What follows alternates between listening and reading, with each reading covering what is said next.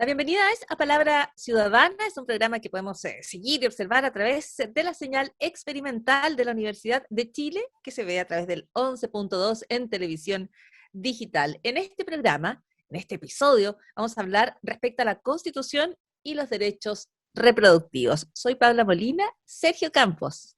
Hola, ¿qué tal, Paula? Bueno, estamos enfrentando un nuevo capítulo de este desafío para que la opinión pública se informe, tome conciencia de este proceso tan importante que estamos viviendo en la historia de Chile, las sesiones de la Convención Constituyente y las distintas temáticas que estamos conociendo y al mismo tiempo que estamos abordando en este programa de Palabra Ciudadana.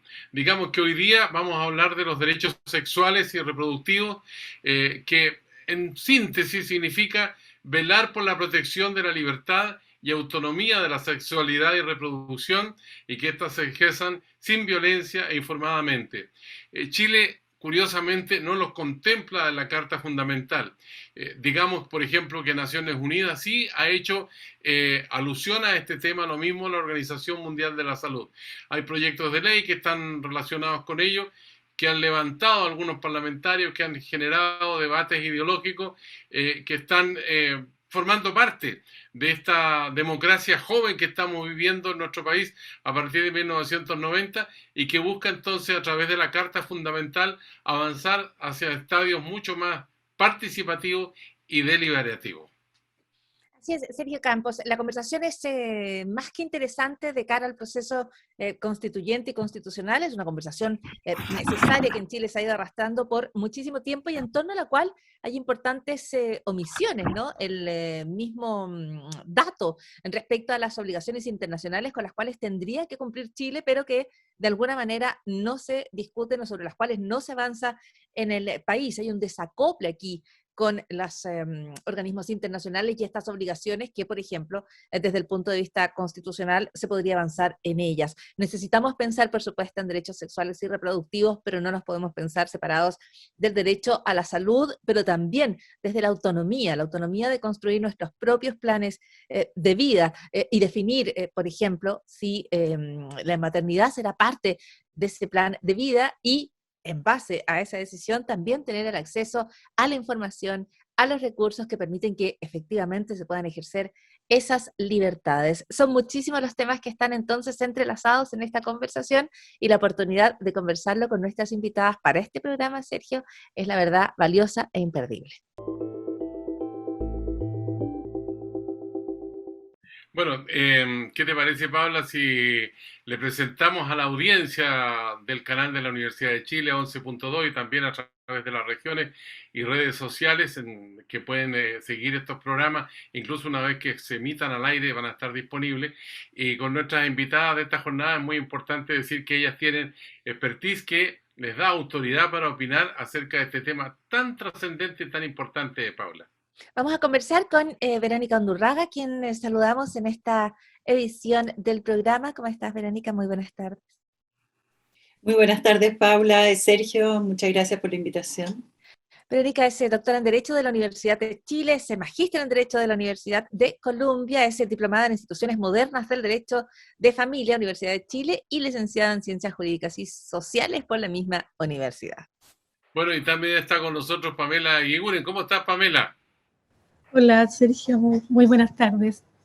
Bueno, Pamela es matrona, máster en salud pública y gestión sanitaria y es doctora en salud pública en la Universidad de Chile. Así que le damos la bienvenida también para este conversatorio. Muchas gracias, un saludo a ambos. Vamos a comenzar esta conversación con una revisión del artículo que hoy en la Constitución alude al tema que es central en este programa y que nos inspira y nos plantea los puntos de partida para esta conversación.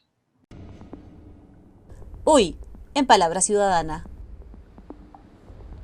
abordaremos el capítulo 3 de la actual Constitución referido a los derechos y deberes constitucionales. En particular, abordaremos el artículo 19, número 1, que señala: la Constitución asegura a todas las personas el derecho a la vida y a la integridad física y psíquica de la persona. La ley protege la vida del que está por nacer. Bueno, ahí está el artículo, ustedes lo han podido observar con atención.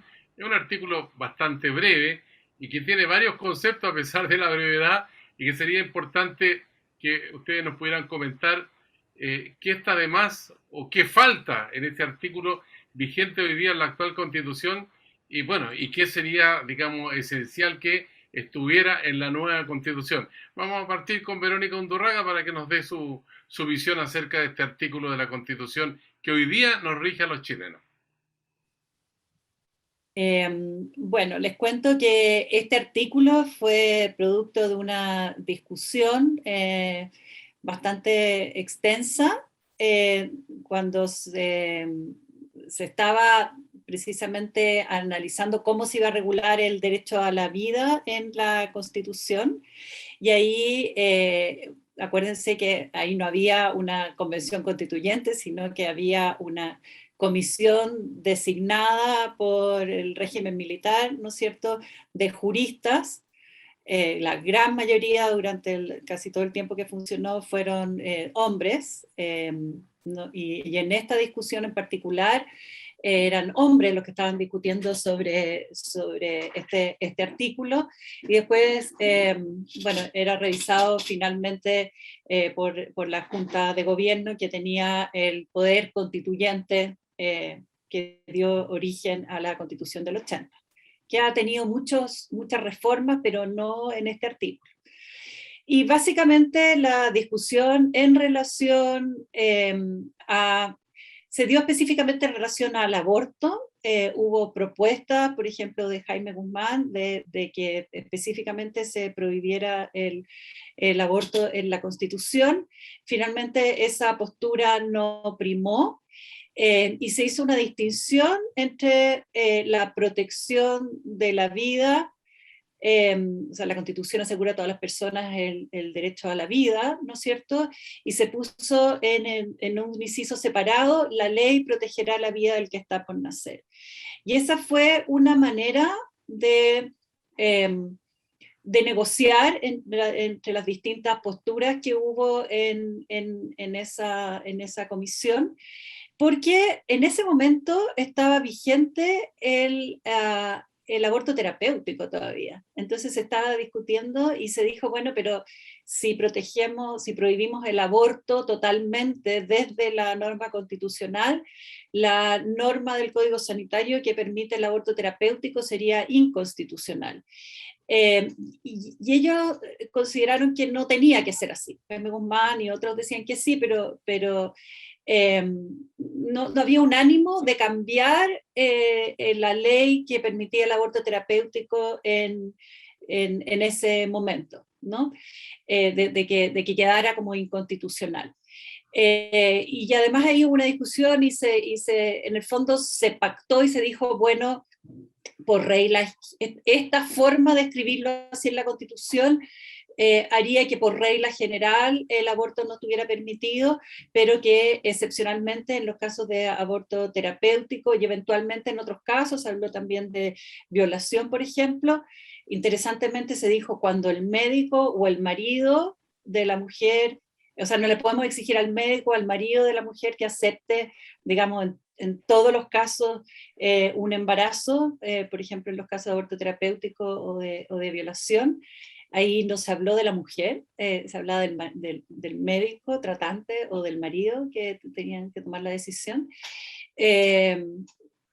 No se problematizó siquiera eso. Y bueno, y se decidió así. Después hubo interpretaciones de la doctrina durante mucho tiempo diciendo que como estaba la norma de protección de la vida del que está por nacer ahí en la Constitución, quería decir que también tenía derecho a la vida, y hasta el día de hoy hay una, digamos, una diferente interpretación, pero incluso yo creo que se ha ido como asentando la idea, y con el fallo del Tribunal Constitucional respecto de la interrupción del embarazo en 3 causales, quedó clara como la idea de que la protección del que está por nacer bajo esta Constitución no es totalmente absoluta, y es compatible la despenalización del aborto al menos en 3 causales con esta norma.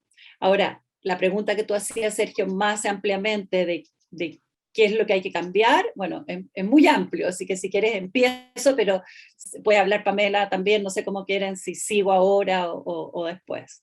Hagámoslo así, para que sea más dinámico, Verónica Undurraga. Paula, tú, con la palabra. Sí, quizás podemos pasar a Pamela porque hay muchísimos temas que abordar aquí. Hay un tema de diagnóstico, ¿no es cierto? Porque hablamos en Chile muy a ciegas de la interrupción del embarazo, del aborto, ya que esto se realiza todavía de manera clandestina y que incluso con la despenalización en 3 causales te queda un amplio margen de mujeres que sabemos eventualmente están interrumpiendo sus embarazos en condiciones que son riesgosas para su vida, y de hecho yo entiendo que ustedes solo tienen acceso a esos casos, Pamela, cuando ya las mujeres tienen que recurrir al sistema hospitalario porque están en riesgos o lesiones o secuelas de por vida. Me gustaría que nos ayudaras un poquitito a observar cuál es este panorama hoy.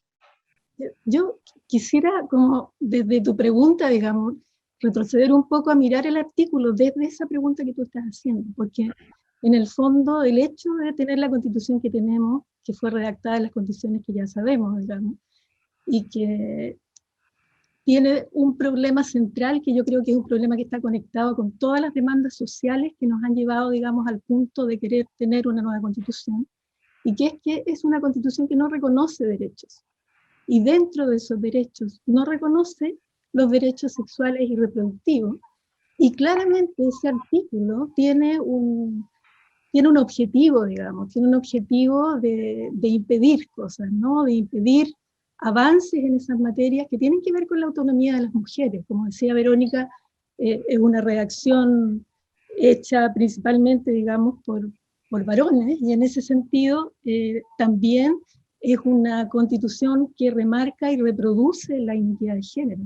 Entonces, desde allí hay una protección del que está por nacer que omite a la mujer, al cuerpo, digamos, de la mujer, que es quien finalmente hace posible, digamos, la reproducción. Entonces, ahí hay un problema que es grave, y durante todos estos años, del 80 en adelante, hay avances enormes en materia de derechos sexuales y reproductivos. Cuando uno mira las constituciones más actuales, por ejemplo, en el marco de convenciones constitucionales, como es la de Ciudad de México, te encuentras con articulados, digamos, que son muy detallados en términos del conjunto de derechos sexuales y el conjunto de derechos reproductivos garantizados para hombres y para mujeres.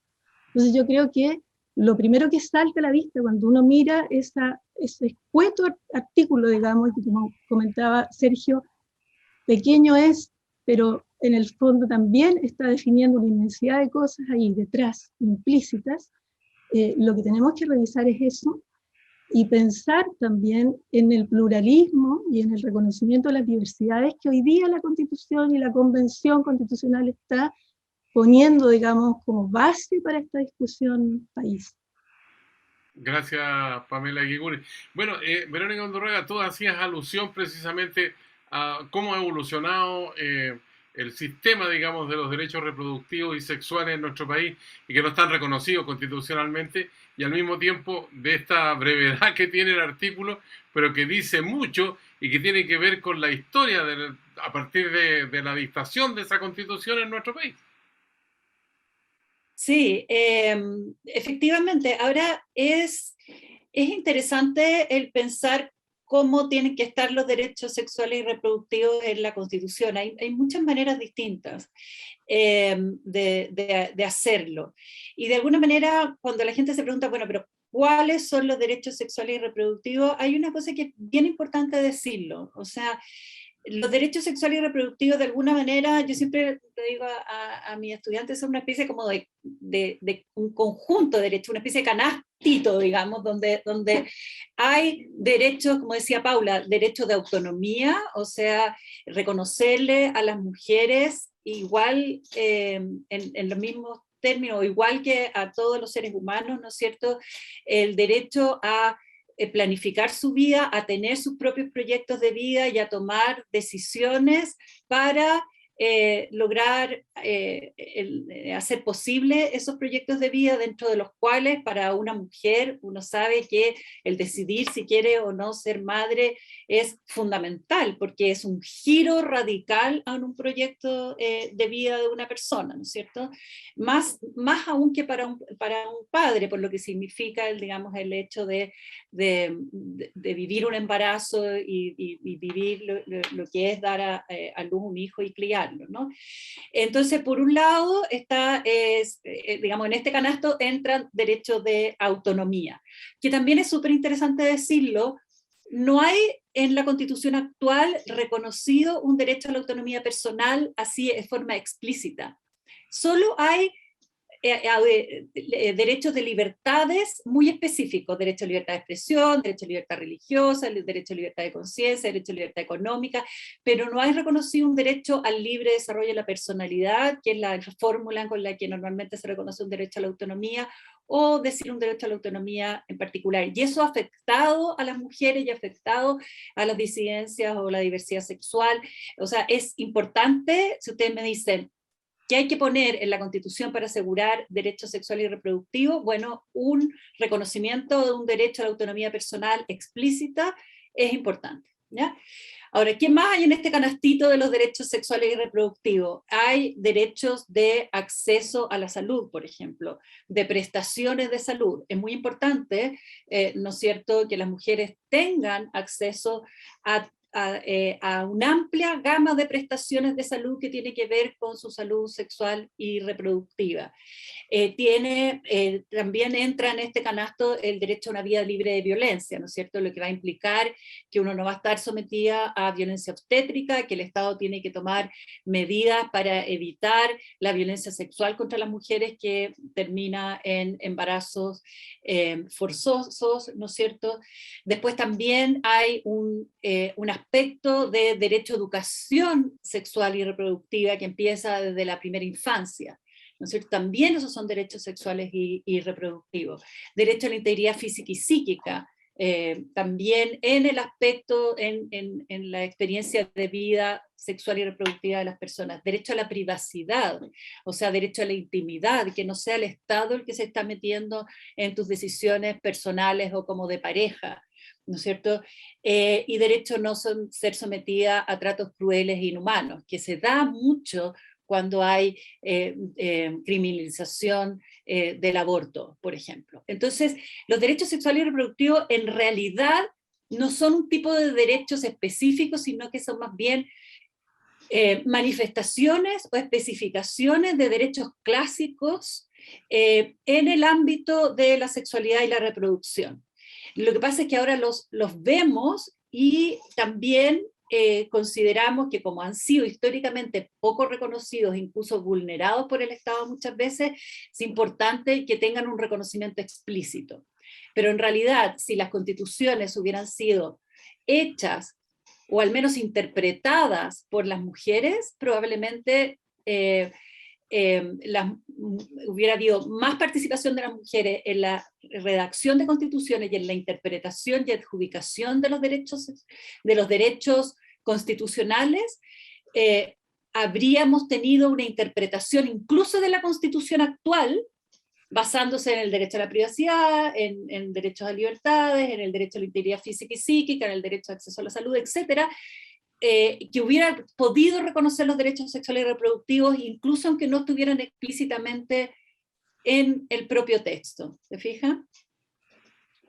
Perfecto. Ahora, y sobre eso, tenemos también que la actual Constitución permitió avanzar en la despenalización del aborto en 3 causales. ¿Qué es lo que cambia con una Constitución que realiza esta definición más explícita de los derechos sociales y reproductivos que menciona a la mujer, como decía Pamela Eguiguren, la mujer no aparece mencionada en el actual texto constitucional? Y también, Pamela, quería preguntarte, y probablemente Verónica también lo va a tomar más adelante, respecto al derecho a la vida, que es una conversación en la cual se enfrentan, ¿no es cierto?, los debates en Chile, un debate que hay que decir también ha estado bien dominado por una perspectiva masculina durante muchos años o derechamente invisibilizado en Chile durante muchísimo tiempo. Pero respecto al derecho a la vida, ¿cómo tú lo haces compatible? Porque la actual Constitución está vinculada a las personas.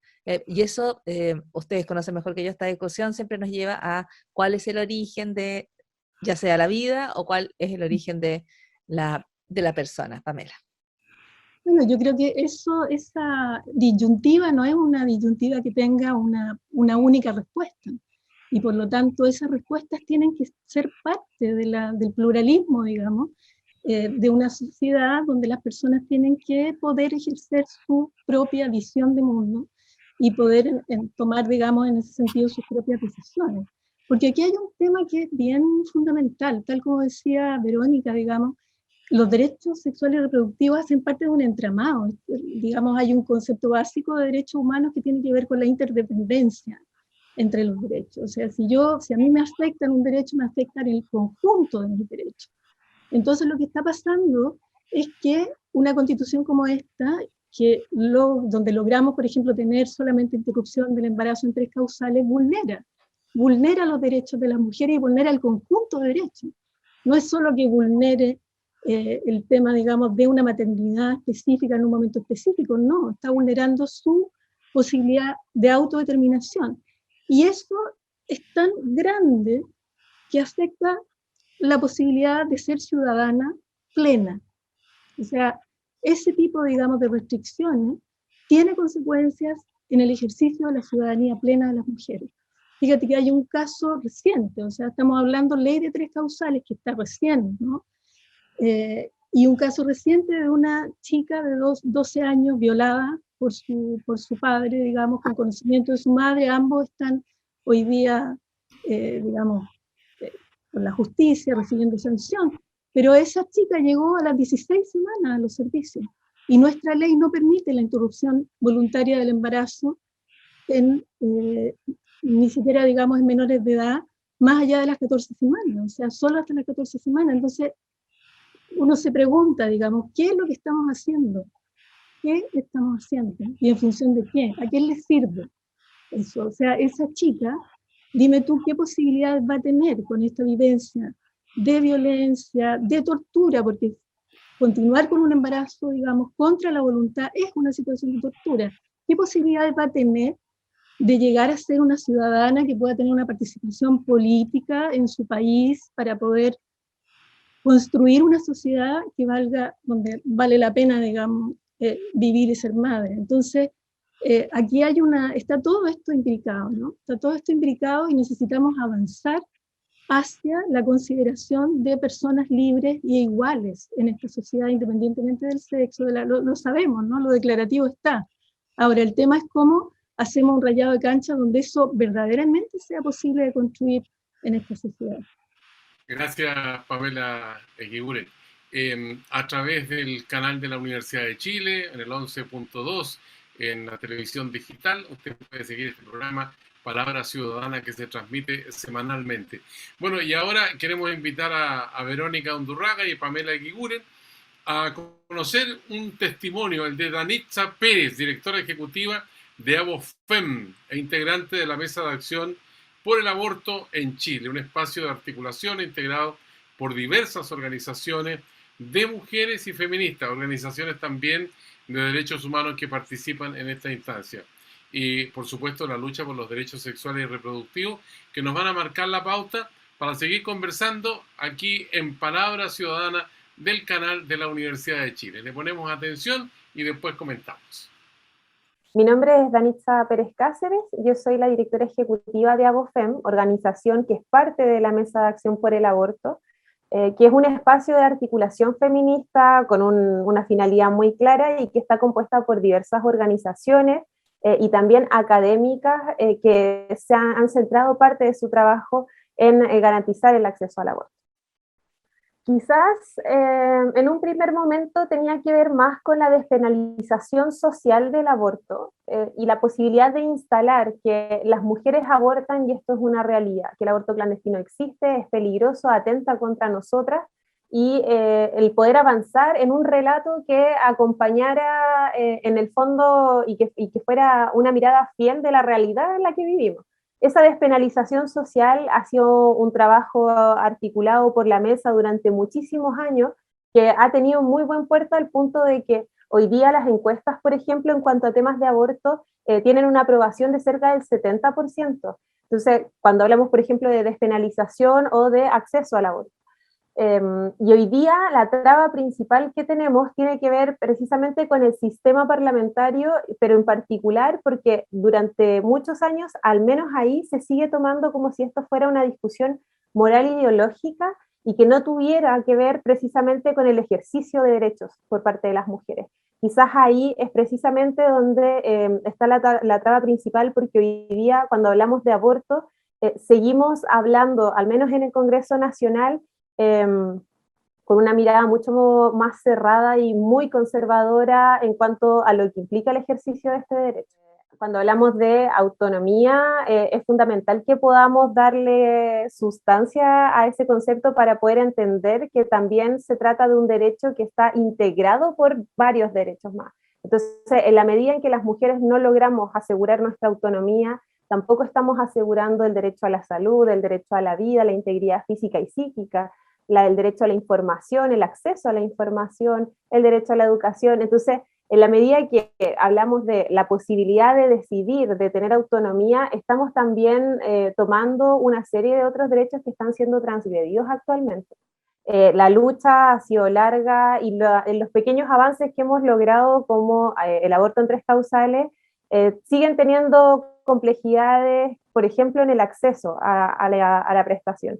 Entonces, cuando tenemos esta oportunidad sobre la mesa, obviamente, como articulación, queremos poner el foco ahí, logrando algo que no hemos podido plasmar en la Constitución actual y que probablemente, además, con el Congreso que hoy día tenemos y toda la forma en la que se organiza el Poder Legislativo, difícilmente vamos a poder acceder. Y muestras de eso lo tenemos muy recientemente a propósito del debate de la despenalización del aborto, que se rechazó por parte de la comisión, y si bien queda pendiente la sala, el escenario no es el más auspicioso, y también lo tuvimos cuando intentamos promover la educación sexual integral, que es parte de los derechos sexuales y reproductivos, que si bien no es el foco principal, también es una forma de acercamiento y que también fue rechazado por el actual Congreso. Ahí están los planteamientos de Danitza, que ha estado en el trabajo de Abofem, y ella se refiere a un tema que tiene que ver con la contingencia política, ¿no es cierto?, que es el rechazo dentro de esta comisión en el Congreso para seguir avanzando en un proceso que permita la interrupción del embarazo, que permita el aborto, ya sin causales. Mi pregunta es, ¿cuánto de lo que pase en los próximos meses con, por ejemplo, esta iniciativa, sabemos que además las candidaturas presidenciales se han planteado respecto a este tema, cuánto va a depender, cuánto se podría avanzar bajo esta constitución o cuánto va a depender de una nueva constitución? ¿Cuánto va a depender de la conformación de las fuerzas políticas en el Congreso o de las próximas elecciones en el Congreso? ¿Y cuánto de el trabajo, el texto constitucional que emita la Convención Constitucional, que tiene un plazo además que ya sabemos por lo menos se extiende para varios meses más? Me gustaría partir con la pregunta para Pamela y luego para Verónica. Okay. Yo diría todas las anteriores. O sea, cada uno de esos eventos, en el fondo, en los distintos planos, lo que va ocasionando también es la discusión pública y la discusión política.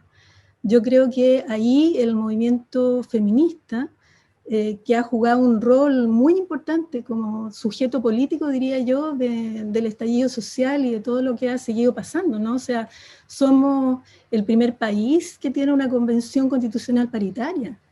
Eso es un tremendo hito y eso tiene consecuencias también porque hay una legitimidad de las visiones de mundo, digamos, desde el feminismo, porque propone una sociedad más igualitaria, propone más justicia social, propone el reconocimiento de la diversidad de las voces, etc.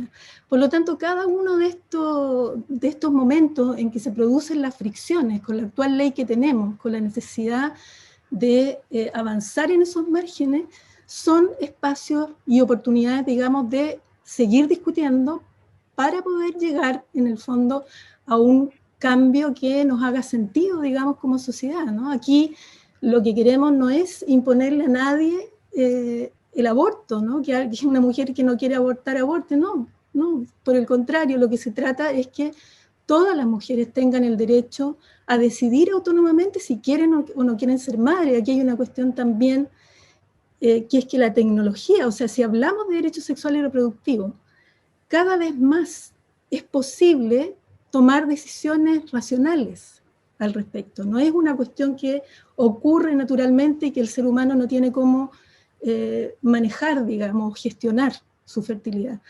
Cada vez más existe la tecnología y un abanico grande para quedar embarazada, para no quedar embarazada, para interrumpir un embarazo. Porque evidentemente lo que está fuera de control, hay muchos temas que están fuera de control. La propia anticoncepción tiene fallos. Las relaciones sexuales no son siempre consentidas, hay violencia. Por lo tanto, ¿por qué nosotros vamos como país a hacernos, digamos, los ignorantes respecto de todas esas situaciones? Y entonces la tecnología no la ponemos al servicio de las decisiones de las mujeres, claramente, para que puedan autogobernar sus vidas, o sea, su cuerpo. ¿Cómo no va a ser el cuerpo, digamos, una necesidad de autogobierno? O sea, ¿qué tipo, en el fondo, de persona te construyes si es el Estado el que decide por ti? O sea, ahí hay una cuestión de inequidad y de subordinación y de patriarcado que es muy brutal, digamos, que se vive, yo creo, con mucha violencia. Entonces, eso, yo creo que cada espacio de discusión tiene que permitirnos llegar a transparentar estas cuestiones y a cambiar de paradigma, porque finalmente nuestra ley de 3 causales tiene lo declarativo, parece que estuviera cambiando el paradigma, pero la verdad es que no lo cambia. No lo cambia, y eso lo vemos también en cómo la objeción de conciencia, por ejemplo, está definida en ese reglamento. O sea, no cuesta nada para un especialista decir, sí, soy objetor, aun cuando no tenga, digamos, una contradicción íntima, importante con el tema, sino más bien incluso porque puede darle lata, ¿no? O sea, a ese punto.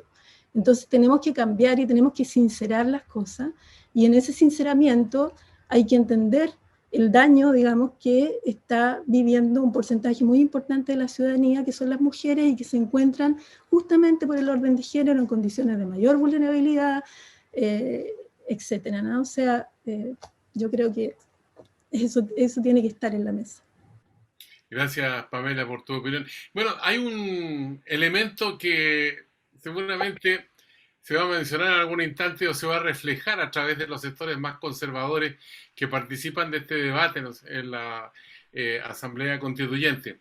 Por ejemplo, yo estoy mirando el caso del Papa Francisco, que en 2018 ya decía sobre el aborto terapéutico. El terapéutico es como contratar a un sicario. Francisco, como en otras ocasiones, señaló que la interrupción del embarazo es un pecado aunque el bebé tenga una discapacidad o esté enfermo. Ese es el juicio de la Iglesia Católica, de la autoridad máxima, que involucra a 1.300 millones de habitantes en todo el planeta, de los 8.000 millones que somos. O sea, y eso también en Chile pesa en algunas opiniones, a pesar de lo que se ha dicho aquí, Verónica, que las encuestas cada vez están revelando, digamos, que hay una aceptación cada vez mayor por la ciudadanía para que se incorpore, digamos, esta forma de interrupción del embarazo. ¿Qué opinas tú?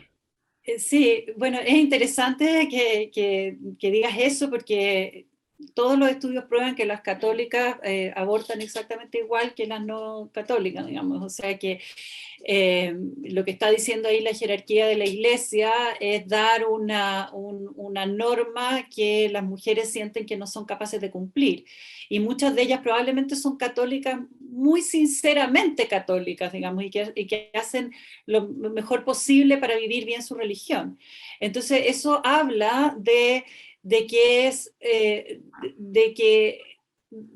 no se está mirando cuál es la realidad de las mujeres. Y lo otro que yo quiero volver un poquito, o sea, relacionándolo con lo que tú dices, ¿no? Porque la Iglesia Católica o el discurso conservador en general, las iglesias evangélicas son tienen un discurso incluso casi más duro que la Iglesia Católica ahora, algunas iglesias evangélicas, no todas,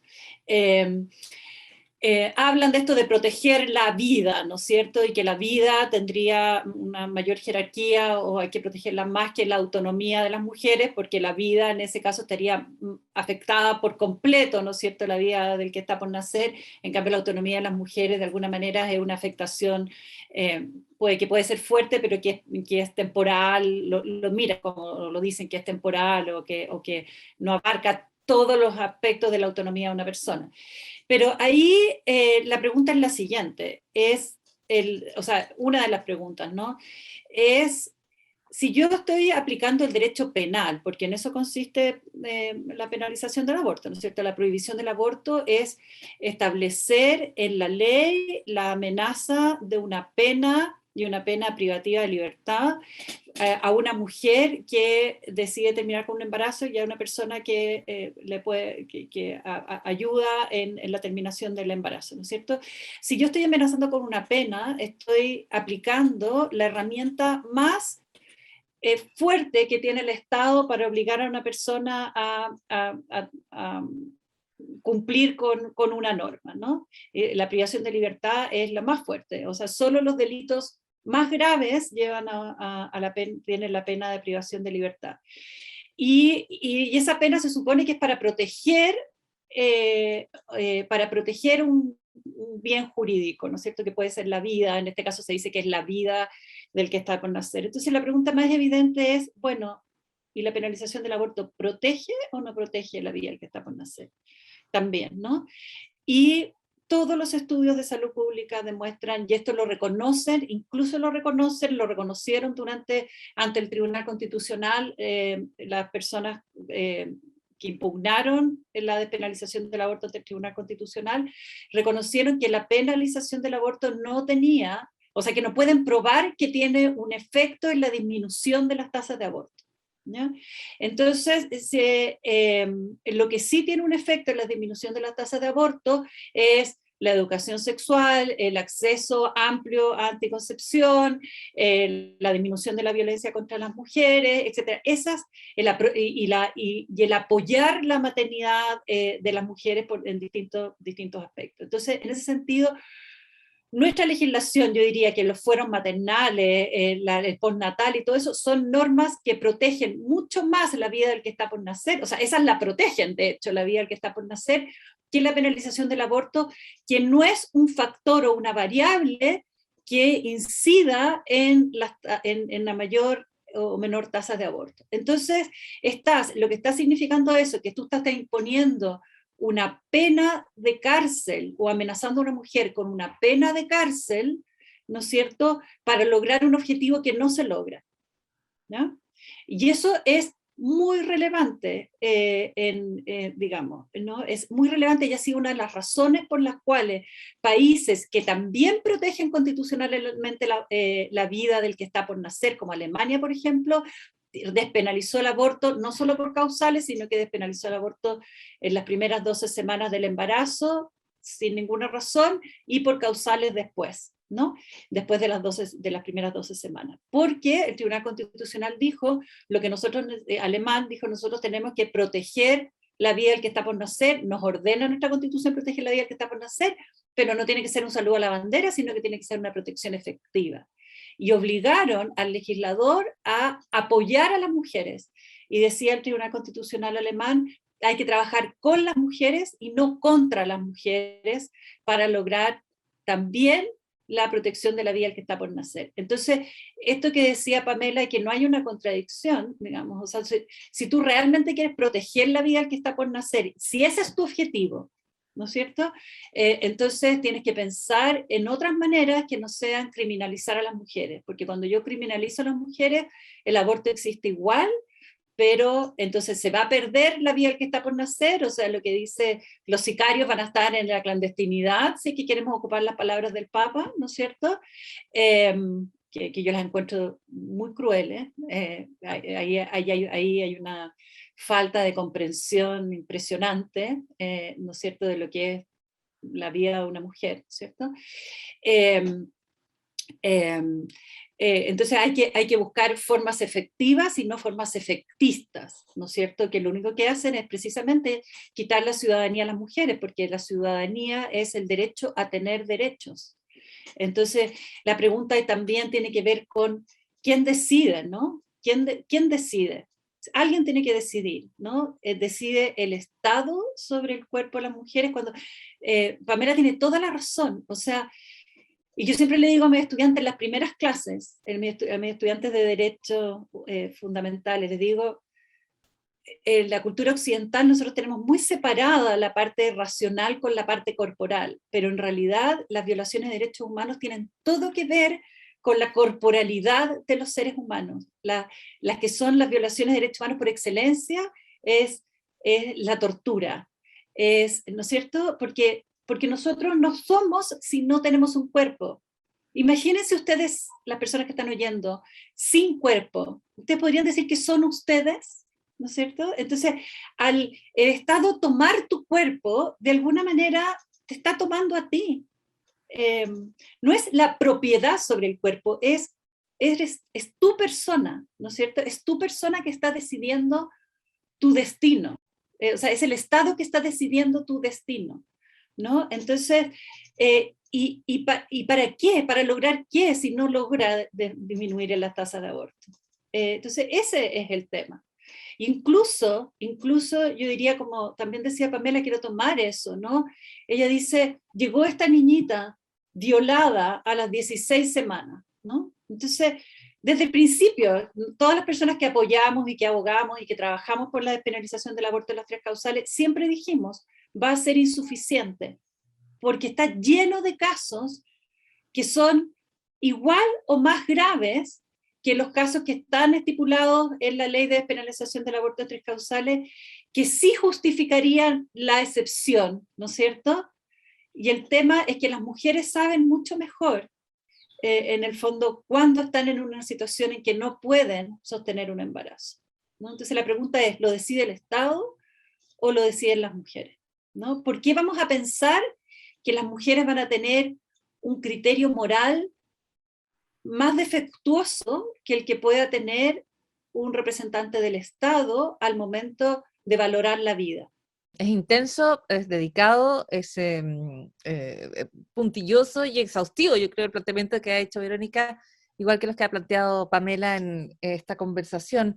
Quiero hacer un apunte respecto a la pandemia. En algunas de las situaciones de los variados, múltiples, complejos efectos que tiene la pandemia, hubo situaciones puntuales que conocimos, como el de las mujeres que confiaron en un anticonceptivo que no funcionó, y luego hay aspectos generales que estamos viendo, que es el aumento de la violencia, el aumento de la violencia sexual, las mujeres que no pueden ir a buscar sus métodos anticonceptivos porque no pueden salir de su casa, porque los sistemas de salud están o colapsados o bajo restricciones extraordinarias.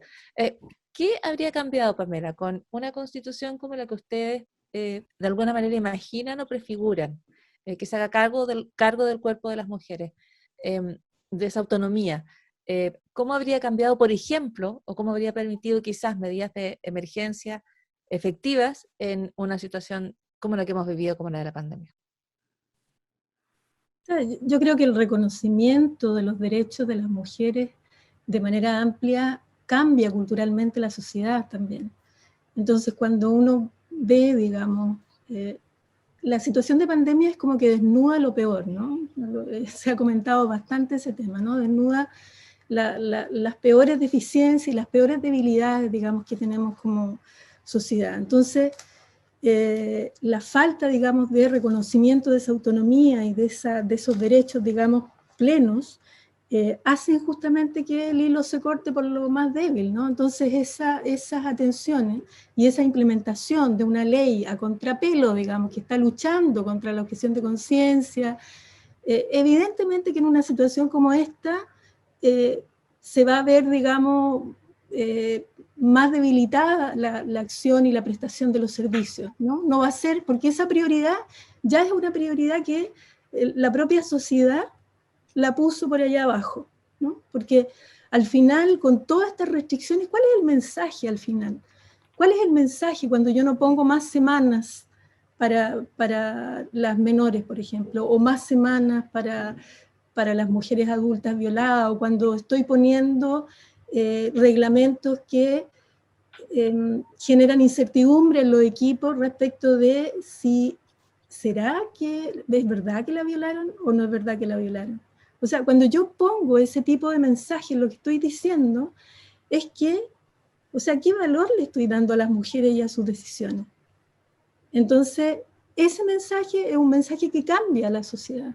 Por lo tanto, claro, uno, digamos, no existe el poder mirar contrafactualmente qué es lo que hubiera ocurrido, pero sí es importante que digamos que como sociedad, nuestra reglamentación más básica en el fondo de funcionamiento reconozca a las personas como iguales.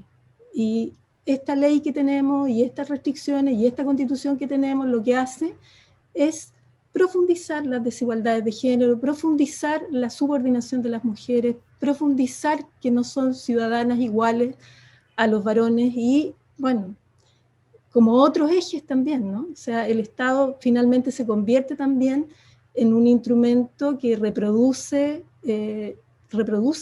esas dominaciones, y género es una de ellas.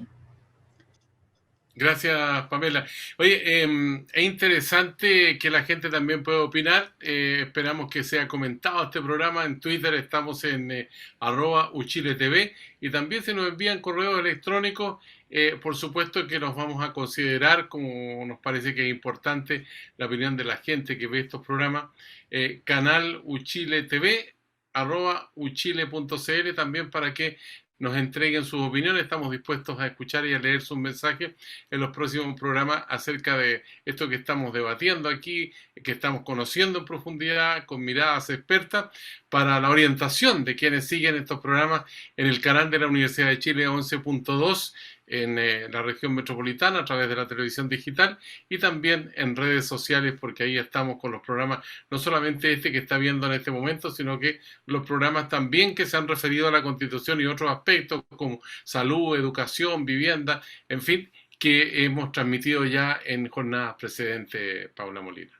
Así es, Sergio Campos, y lo que corresponde en esta parte, ya al cierre de esta conversación, es entregar 2 minutos a cada una de nuestras invitadas para que redondeen aquellos aspectos que les parecen más indispensables, aquellos principios que les parece más relevante incluir en esta conversación y cerrar así esta participación en esta edición. Naturalmente que es un tema que requiere muchísima más conversación, muchísima más reflexión, tal como decía Pamela Guigüera, en este mismo proceso de visibilización, de diálogo, va de alguna manera abriendo nuevas perspectivas, y yo creo que sumando más a una conversación que necesita mayor riqueza y no menos, y no definiciones o contradicciones binarias que además no representan ni agotan ni de lejos un fenómeno tan complejo como el que hemos abordado. Así que parto con la oferta de los 2 minutos para pasar en limpio con Verónica Undurraga. Muchas gracias, Paula. Bueno, lo que yo diría es que en este proceso constituyente vamos a tener la posibilidad, como bien decía Pamela, de por primera vez en el mundo, en una convención paritaria, de escuchar las voces de muchas mujeres y de muchas mujeres diversas, de distintas edades, tanto del pueblo chileno como de los distintos pueblos originarios, que además tienen una aproximación a los derechos sexuales y reproductivos distinta también, que va a enriquecer la discusión. Vamos a escuchar a mujeres urbanas, vamos a escuchar a mujeres rurales, vamos a escuchar a mujeres mayores, mujeres más jóvenes, y eso también va a ser extremadamente enriquecedor, ¿no? Y creo que, como para dar algunas pistas de cómo yo me imagino una constitución que logre de alguna manera garantizar los derechos sexuales y reproductivos, yo creo que es muy importante pensar como en el marco general, ¿no? Así como se construyen las casas, primero con vigas grandes, después con los fierros, después con más detalle. Bueno, las vigas grandes aquí yo diría que son el reconocimiento de derechos de autonomía personal, que es muy importante. el reconocimiento del derecho a la igualdad en una forma de lo que se llama de igualdad sustantiva, es decir, que parte de la base de que estamos en una sociedad en que ya existen desigualdades muy estructurales y muy profundas, y por lo tanto el derecho a la igualdad sustantiva no solo implica tratar a todo el mundo igual, sino que implica un mandato para el Estado de superar esas situaciones de discriminación y de desigualdad profunda que tenemos. O sea, y para eso no basta con no discriminar, sino que hay que corregir muchísimo, ¿no? Corregir muchísimo en el plano laboral, en el plano de la participación política, en el plano de los derechos, del acceso tanto a los derechos civiles, políticos y sociales, etc. Entonces es muy importante, esos son los dos, yo diría, grandes pilares. Y además tienen que quedar bien redactados las normas sobre acceso a la salud, a la información, a la educación, integridad física y psíquica, privacidad, derecho a vivir una vida libre de violencia, el derecho a no ser sometido a tortura o tratos inhumanos y degradantes.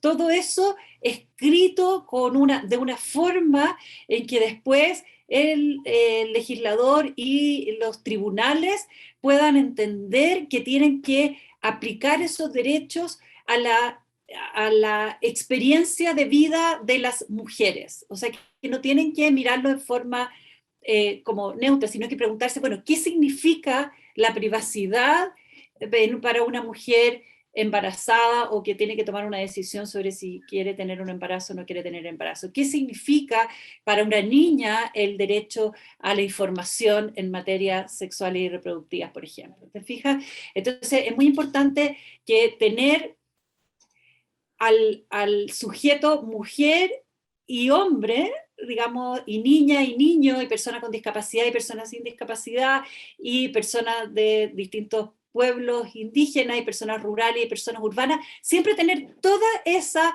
pluralidad de sujetos en la mente, para que cuando redactemos los derechos estén redactados de manera que estén incluidas sus experiencias de vida, ¿no? Y además de reconocer que las personas, hombres y mujeres, tienen una vida sexual y tienen una vida reproductiva, y que por lo tanto, y que es muy esencial en sus proyectos de vida. Entonces es muy importante que estén protegidos todos esos ámbitos, también por parte del Estado, que es el que tiene que respetar, proteger y garantizar el acceso a los derechos. Eso diría yo. Muchas gracias. Gracias a ti, Verónica. Pamela, tus 2 minutos a partir de ahora aquí en el canal de la Universidad de Chile. Vamos. Sí, gracias, Sergio. Yo coincido plenamente con lo que ha planteado Verónica. Para agregar, yo agregaría también que, como sabemos, digamos, que la Constitución no es, digamos, no es la varita mágica, ¿no? O sea, es un paso muy fundamental, pero luego viene, digamos, cómo implementamos, cómo esa Constitución permite el diseño de políticas públicas coherente con esas definiciones que vamos a hacer, digamos, como un acuerdo, como en un gran acuerdo, ¿no? Y ahí entonces me parece que es importante reflexionar también sobre la paridad en la participación y en la estructuración del Estado. Es decir, que la Constitución también pueda dar avances y para garantizar que las mujeres tengan una representación paritaria luego en el Estado, que finalmente es quien hace posible la concreción de los acuerdos y de los principios. Entonces creo que es muy importante, porque si no también se hace difícil, ¿no? O sea, todos estos avances que estamos hablando, estos derechos sexuales y reproductivos, estamos hablando del año 94, digamos, de cuando son conceptualmente definidos, y de ahí había una lucha permanente por avanzar. Sin embargo, cuando miramos, digamos, los avances concretos, vemos estas enormes dificultades, y eso probablemente se debe a esa baja participación en los lugares y en los espacios, digamos, de toma de decisión de las mujeres. Entonces, la paridad que estamos estrenando en esta Convención Constitucional debe ser una paridad que trascienda luego a la Convención Constitucional, a la estructura y a la forma de pensar el Estado. Hay varias cuestiones también que allí han surgido que tienen que ver con los territorios, etcétera, ¿no? Entonces, bueno, esa mirada donde el territorio tiene que ser importante, donde la paridad, donde los pueblos originarios también tienen que estar, tiene que traducirse también en cómo la Constitución